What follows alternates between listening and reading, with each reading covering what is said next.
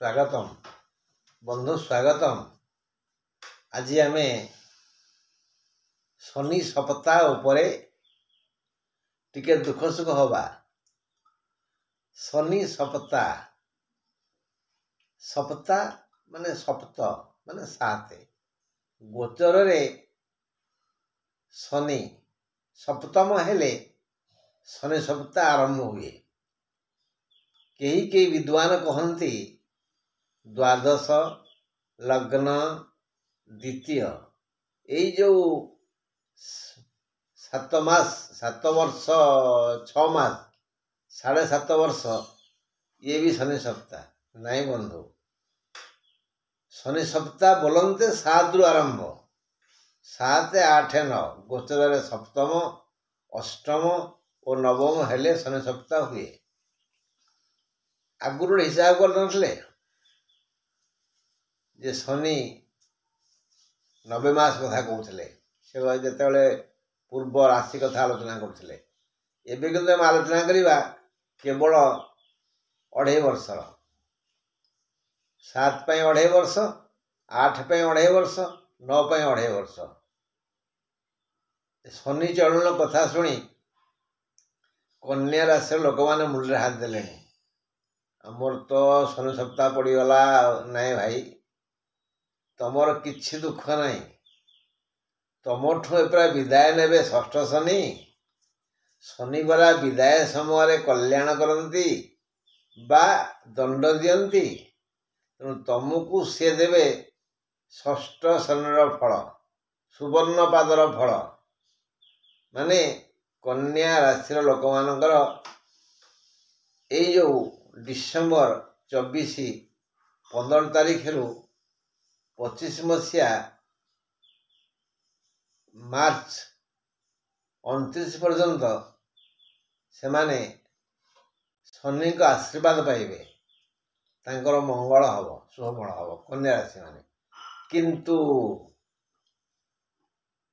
ता पूर्व सिंह ता पूर्व कर्कट ता पूर्व मिथुन मिथुनर जीवे एबे नवम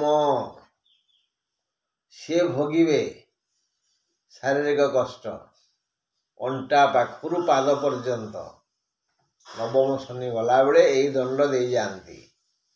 अष्टम भोगिबे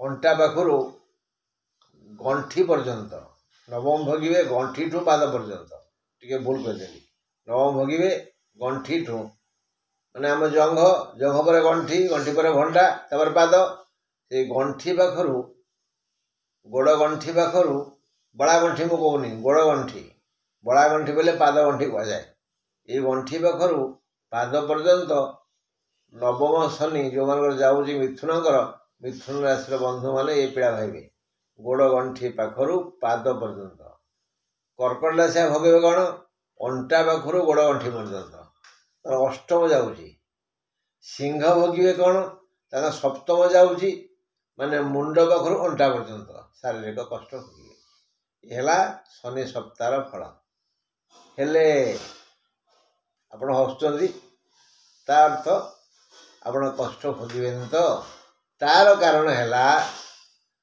जो मिथुन राशि कर्कट राशि और सिंह राशि रो व्यक्ति मानक जातक शनि महाशय कुंभरे तुलारे बा मकर रे थिबे अन्य पक्षरे एकादश रे षष्ठ रे और तृतीय रे थिबे से माने ये कष्ट भोगिबेनी कष्ट भोगिबेनी केमिति अवश्य पत्थर पड़ी था छोटिया बाली पड़ो टिके कष्ट भोगे ना आ से कौन युधिष्ठिर जाए भी किसी भूल करे ना जी युधिष्ठिर भली धर्मपरायण तांको शनि कष्ट दे पारिबे ना। आमे जहाँ तो भूल करुचे भले अल्पे बहुते तेणु आम जातक हूँ मूल ଜାତକଟିକୁ ଯତ୍ନର ସହ କରିବେ। ଆପଣଙ୍କର ଯାହା ହେଇଯାଇଛି ଆପଣ ପିଲାମାନଙ୍କର ଜନ୍ମ ସମୟ, ଜନ୍ମ ତାରିଖ, ଜନ୍ମ ସ୍ଥାନ ନିର୍ଭୁଲ ଭାବରେ ମନେ ରଖିବେ, ନୋଟ୍ କରି ରଖିବେ।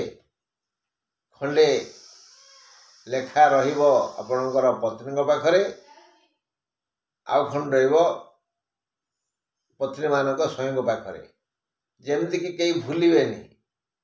ଜନ୍ମ ସମୟ, ଜନ୍ମ ତାରିଖ, ଜନ୍ମ ସ୍ଥାନ ତାକୁ ନେଇ ଜାତକ ଠିକ୍ ଗଣନା ହେବ। ହଁ, ଆଉ ତାପରେ ଜାତକର ଫଳାଫଳ ପାଇବେ। ଜାତକ ଯଦି ଭୁଲ ଭାଲ, ଆଉ ମୋ ଜାତକରେ ଏକାଦଶ ଶନି ଅଛି, ମୁଁ କାହିଁ କଷ୍ଟ ଭୋଗୁଛି, ସେଇଠି ବୁଝିବାକୁ ପଡ଼ିବ ଜାତକ ଭୁଲ। ଜାତକ ଯଦି ଭୁଲ ଗଣନା ହେଇଛି ଆପଣଙ୍କୁ କେହି କୌଣସି କଲ୍ୟାଣ କରିପାରିବେ ନାହିଁ। ଆଉ ମୁଁ ଚେଷ୍ଟା କରିଥିଲି ଆପଣମାନଙ୍କ ପାଖରେ ପହଞ୍ଚିବା ପାଇଁ। ବିଶ୍ୱାମିତ୍ର ଲେଖିଥିବା ରାମରକ୍ଷା କବଚ ସ୍ତୋତ୍ର। ଭଗବାନ ଶିବ ସ୍ୱପ୍ନରେ ଯାହା ଯାହା କହିଥିଲେ ରାମଙ୍କ ଉପରେ, ବିଶ୍ୱାମିତ୍ର ତାଙ୍କୁ ପୁରା ମନେ ରଖିଥିଲେ। ସ୍ୱପ୍ନରୁ ଉଠି ତାକୁ ଲେଖି ପକାଇଲେ। ଆଉ ସେଇ ରାମରକ୍ଷା କବଚ ସ୍ତୋତ୍ର ଯଦି ପାଉଛନ୍ତି ତାହେଲେ ପଢ଼ନ୍ତୁ। ମୁଁ ତାକୁ ପଠାଇବା ପାଇଁ ଚେଷ୍ଟା କରିଥିଲି, ମାତ୍ର ଯେଉଁ ମୋବାଇଲରେ ସୁଟିଂ କଲି ସେ ମୋବାଇଲ ଖରାପ ହେଇଗଲା, ଆଉ ପହଞ୍ଚି ପାରିଲାନି। ସେଥିପାଇଁ କାଲି ଦିନଟା ମୋର ଏଇ ଯୋଜନା ଥିଲା, କାଲି ସବୁ ନିଷ୍ଫଳ ହେଇଗଲା। ଚେଷ୍ଟା କରିବି ଅନ୍ୟ ମୋବାଇଲରେ ତାକୁ ସୁଟିଂ କରିବା ପାଇଁ। ତାକୁ ସବୁଦିନ ଶୁଣିବେ, 2 ଓଳି ଶୁଣିବେ। ଶୁଣିବା ପୂର୍ବରୁ ଓଂ ହଂ ହନୁମତେ ନମଃ 8 ଥର କହିବେ, ପରେ ବି 8 ଥର କହିବେ। ଆଉ ଶନି ଖାଲି ନୁହଁ, ଅନ୍ୟ କୌଣସି ଗ୍ରହ ବି ପୀଡ଼ା ଦେଇପାରିବେନି ଯଦି ଆପଣଙ୍କ ମୁଖ ପଦ୍ମରୁ ନିରନ୍ତର ରାମ ରାମ ରାମ ରାମ ରାମ ରାମ ରାମ ରାମ ବାହାରୁଥିବ। ଗୋଟେ ଛୋଟ ପିଲା ବୋଇଲେ, ଯେହେତୁ ମୁଁ ଟିକେ ହେଇଗଲିଣି ବୁଢ଼ା, ତେଣୁ ତା ବୟସ ହେବ 40ରୁ 45। ସେ ମୋତେ କହିଲା ଯେ ରତ୍ନାକର ନାମକ ମହାପାପୀକୁ ଯେଉଁ ରାମ ନାମ ବାଲ୍ମୀକିରେ ପରିଣତ କଲା।